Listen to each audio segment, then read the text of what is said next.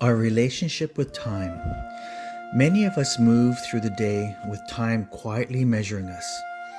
Did I get started early enough? Am I moving quickly enough? Have I been productive enough? Did I accomplish enough to deserve some rest tonight? We all have things to do. We have responsibilities, appointments, people who depend on us, and commitments that matter. Deadlines can be useful. They help us organize our lives, coordinate with other people, make plans, and follow through on what we have said we will do. But something begins to shift when every hour starts to feel like a test. Time is no longer simply helping us organize the day. It begins to feel like it is evaluating us. A slower morning may feel like failure. An unfinished task may still stay with us long after the workday ends. A quiet afternoon may create guilt rather than relief. Even when we are resting, part of us may still be calculating what we should be doing instead. When time becomes a judge, life itself can begin to feel like a deadline. Instead of living within time, we start performing for it. We move through one task while already thinking about the next.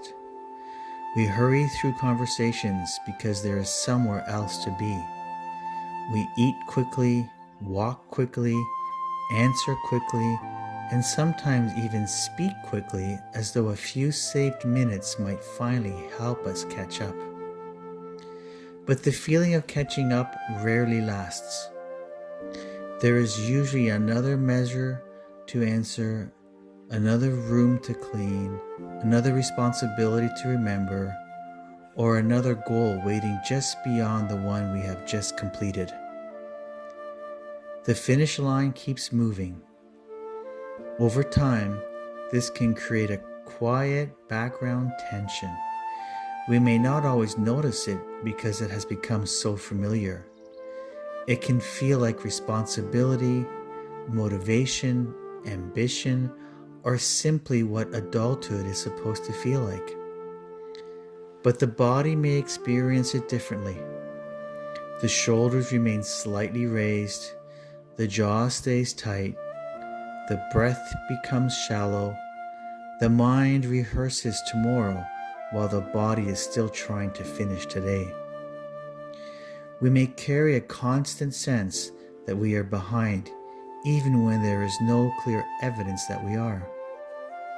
Behind whom? Behind what? Behind the version of ourselves we imagined we would have become by now? Sometimes our relationships with time is not only about the clock. It is also shaped by the expectations we have absorbed.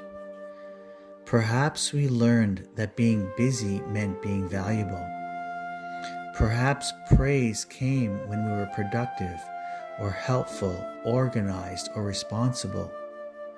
Perhaps rest was treated as laziness. Maybe there was always urgency in the home we grew up in, with people rushing, worrying, or warning that there was never enough time. We may have learned to feel safest when we were doing something. If we stop, uncomfortable feelings may begin to surface. We may notice exhaustion. We may notice loneliness.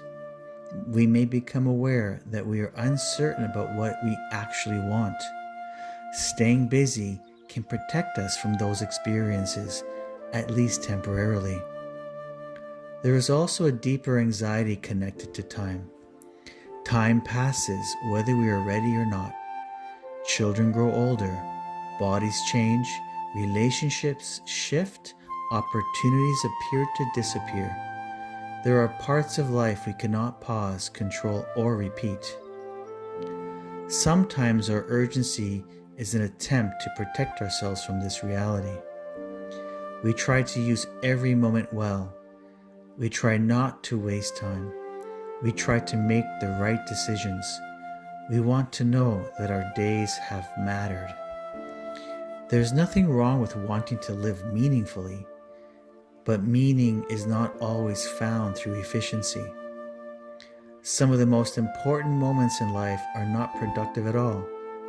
Sitting with someone who needs company, watching the light change outside a window, taking a longer route home, listening to music without doing anything else, having a conversation that goes nowhere and yet somehow leaves us feeling closer, resting before we have reached complete exhaustion.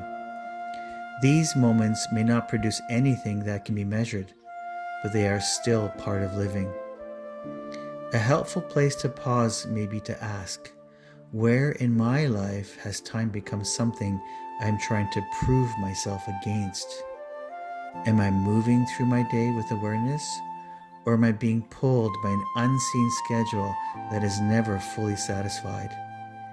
What do I believe would happen if I slowed down? What happens in my body when I imagine arriving late, resting during the day, saying no to something, or leaving a task unfinished? For some of us, slowing down may feel brief and maybe provide some relief. For others, it may bring anxiety, guilt, restlessness, or even fear. We may immediately hear an inner voice saying, "You are falling behind. You are wasting time. You should be doing more." Rather than fighting that voice, we might become curious about it. Whose expectations does it carry? What is it trying to protect us from? What does it believe would happen if we were not constantly moving? Awareness does not require us to abandon our responsibilities. It does not mean ignoring deadlines or pretending that time does not matter. It may simply mean noticing when our use of time stops serving us and begins controlling us. We can still plan the day without turning the plan into a judgment of our worth. We can work hard without believing that exhaustion is proof that we have worked hard enough. We can arrive at the end of a day with unfinished tasks and still recognize that the day had value. It may also help to separate urgency from importance. Not everything that feels urgent is important, and not everything important feels urgent. Relationships, health, rest, creativity, grief, and reflection rarely demand attention in the same way that an email notification does. They are quieter, they can be postponed. Because of that, they are often the first things we remove when the day becomes crowded. But when they are postponed for too long, life may start to feel efficient and strangely empty. Perhaps a different relationship with time begins by creating small interruptions in our usual pace. Taking one full breath before answering. Allowing a conversation to end naturally rather than watching the clock. Leaving a few minutes between activities instead of filling every space. Noticing the feeling of your feet on the ground while waiting in line. Letting rest be part of the day rather than something earned only after everything is complete. Because everything may never be complete. There will always be another task, another expectation, and another possible use of our time. The invitation is not to escape time, but to inhabit it more fully. To remember that time is not only something we spend, save, manage, or lose, it is also where life happens. And perhaps the question is not only, how much did I get done today? Perhaps we can also ask, was I present for any part of it? Did I notice myself? Did I allow anything to matter without needing it to become productive? Was there a moment when I felt that I was living inside my life rather than rushing toward the next part of it? Our relationship with time may never become completely peaceful. There will still be busy days, deadlines, delays, and moments when we feel behind. But we may begin to recognize that our worth is not being measured by the clock. An unfinished day is not necessarily a fail day. A slower life is not necessarily a smaller life. And rest is not time taken away from living. Rest is also part of living. Perhaps time does not always need to be conquered. Perhaps sometimes it simply needs to be experienced.